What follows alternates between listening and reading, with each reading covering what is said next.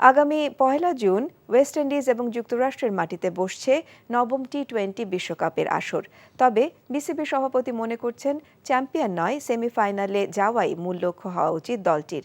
এনটিভির সাথে একান্ত আলাপে সমসাময়িক আরও নানা বিষয়ে কথা বলেছেন তিনি। জায়েদ আনসারির ক্যামেরায় আরও জানাচ্ছেন জাহিদুর রহমান।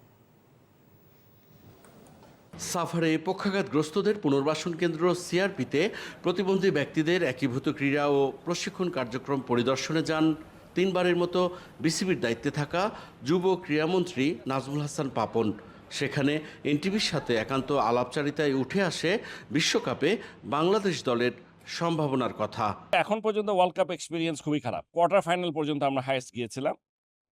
আমাদের এখন টার্গেট হচ্ছে সেমিফাইনালে যাওয়া। যদি আমাকে জিজ্ঞেস করেন, আমি বলবো না আমাদের টিম ওয়ার্ল্ড চ্যাম্পিয়নের মতো এখনো হয়নি।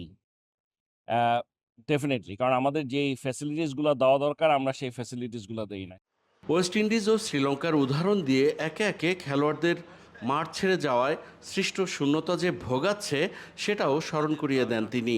মাশরাফির পর বিশ্বসেরা অলরাউন্ডার সাকিব, তামিম, মুশফিক, রিয়াদকে মাঠে পাওয়া যাবে বড়জোর 1 বছর, তেমনটিও শঙ্কা মন্ত্রীর। তামিম, মুশফিক, আমাদের এখন টি-20 আছে, টি-20তে নাই। রিয়াদ টেস্ট ছেড়ে দিয়েছে। মাশরাফি যখন রাজনীতিতে আসলো তখন তার রিটায়ারমেন্টের সময়। অলরেডি সে খেলায় আছে, নাই এমন অবস্থা। সাকিব, তামিম, মুশফিক, রিয়াদ, আমাকে যদি জিজ্ঞেস করেন বড় জোর আর 1 বছর, এই বছর আর সামনের বছর বড় জোর, তারপর ইচ্ছা করলেও তারা হয়তো পারবে না।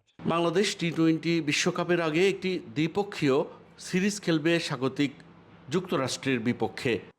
Zahidur Rahman, NTV news, Savar, Dhaka. বিকাশে কম খরচে ক্যাশ আউটের লিমিট বেড়ে 50,000, প্রিয় এজেন্টও 2টা।